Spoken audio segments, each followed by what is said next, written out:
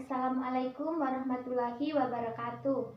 Apa kabar semuanya anak-anak?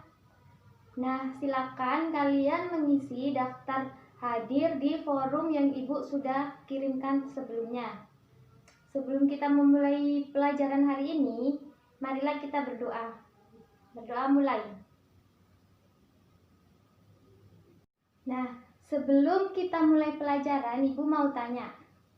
Tumbuhan apa saja yang ada di lingkungan sekitar kalian? Coba sebutkan. Ya, banyak sekali ya. Nah, hari ini kita akan belajar tema 1 mengenai perkembangbiakan tumbuhan.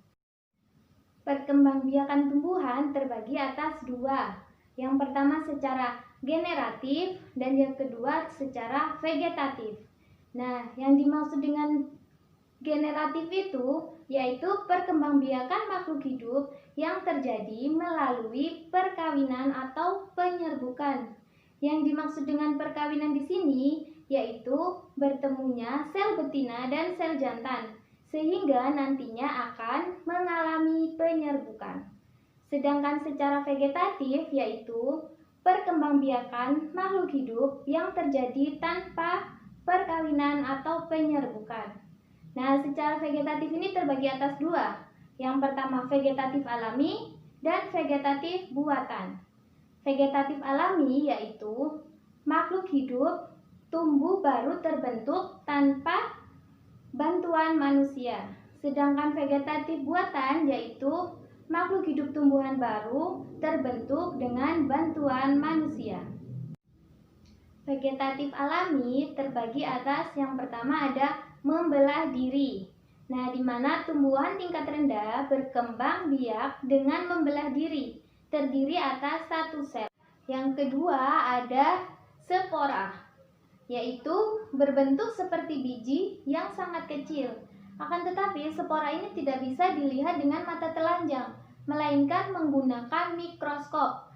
Nah, spora ini dibentuk dan disimpan di dalam kotak spora yang biasa disebut sporangium. Contohnya seperti tumbuhan paku, kemudian jamur, ganggang, dan masih banyak lagi.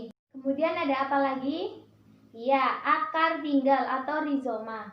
Nah, akar tinggal atau rizoma ini merupakan batang yang tertanam dan tumbuh di dalam tanah. Batang tersebut tumbuh secara mendatar dan tampak seperti akar. Nah, akar tinggal atau rizoma ini memiliki ciri-ciri. Yang pertama, bentuknya mirip akar. Yang kedua, pada setiap buku terdapat semacam daun yang berubah menjadi sisik. Kemudian ada apa lagi ya? Ya, ada umbi lapis, yaitu bawang merah contohnya. Kemudian ada bunga bakung, ada bunga tulip. Selanjutnya ada umbi batang.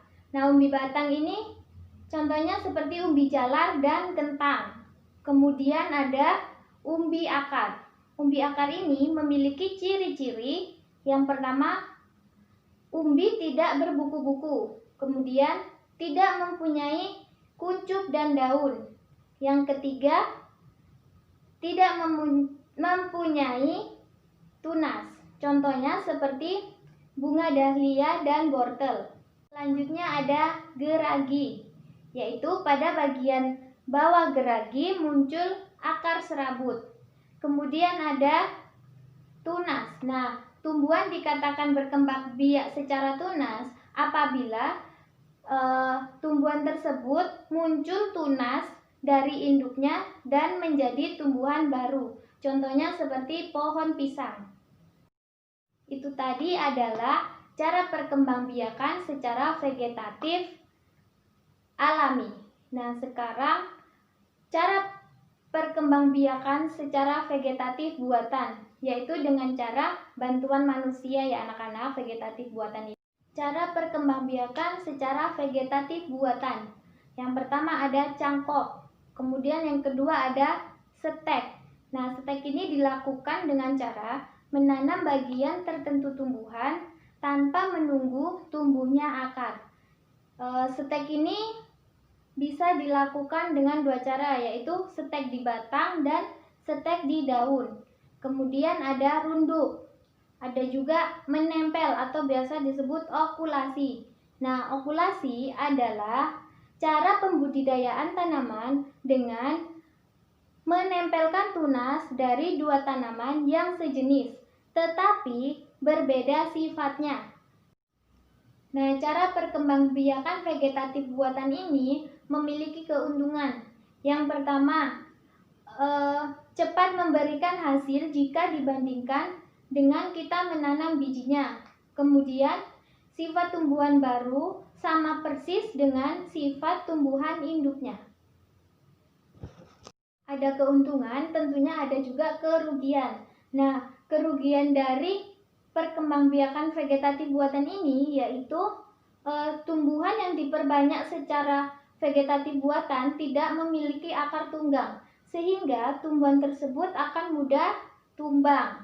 Kemudian perkembangbiakan vegetatif buatan menghasilkan keturunan atau tumbuhan baru yang sedikit. Yang ketiga, tumbuhan vegetatif buatan ini akan merusak tumbuhan induknya.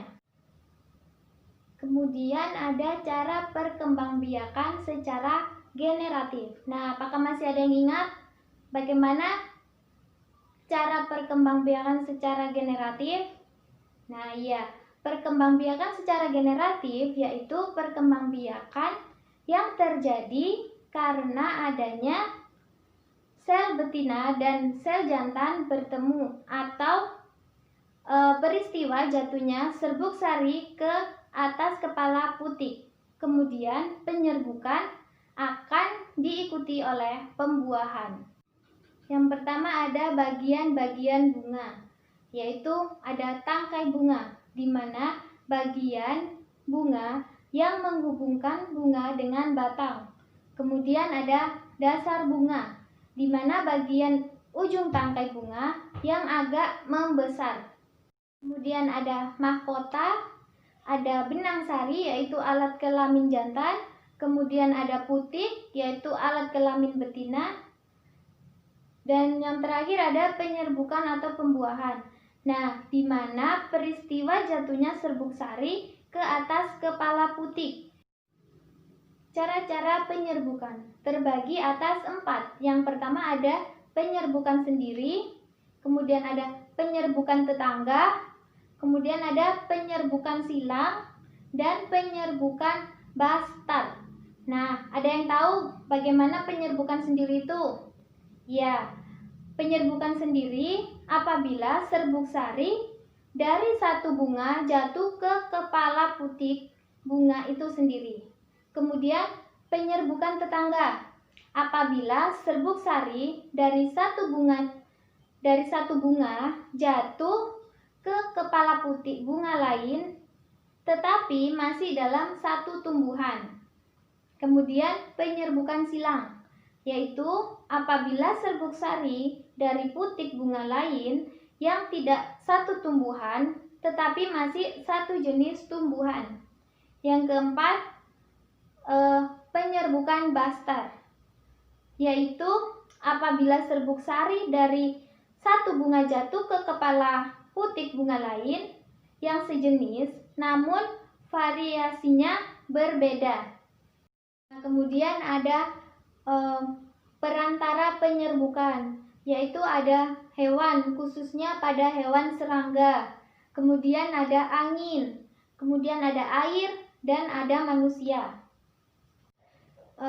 Ciri-ciri bunga yang memiliki penyerbukan melalui perantara serangga yaitu mahkotanya besar, kemudian warnanya mencolok, mengeluarkan bau yang khas, kemudian menghasilkan nektar. Nah, kemudian ada ciri-ciri bunga yang penyerbukannya melalui angin, yaitu yang pertama ada serbuk sarinya banyak, kecil dan ringan. Kemudian bentuk kepala sari besar. Ketiga ada bentuk tangkai sari panjang. Yang keempat, kepala putik berbulu dan terentang keluar dari bunga. Dan yang terakhir ada bentuk mahkota kotak kecil atau tidak mempunyai. Nah, itu tadi kita sudah belajar mengenai cara perkembangbiakan secara generatif dan vegetatif. Sekarang coba kalian perhatikan gambar yang di samping ini. Nah, tugas kalian yaitu silakan analisis gambar apa yang di sebelah ini dengan teman kalian. Kemudian silakan kalian buatkan bagan cara perkembangbiakan tumbuhan yang ada di lingkungan sekitar.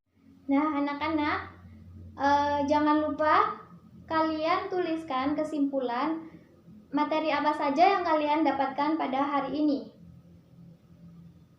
Pembelajaran kali ini cukup sampai di sini dahulu ya. Wassalamualaikum warahmatullahi wabarakatuh.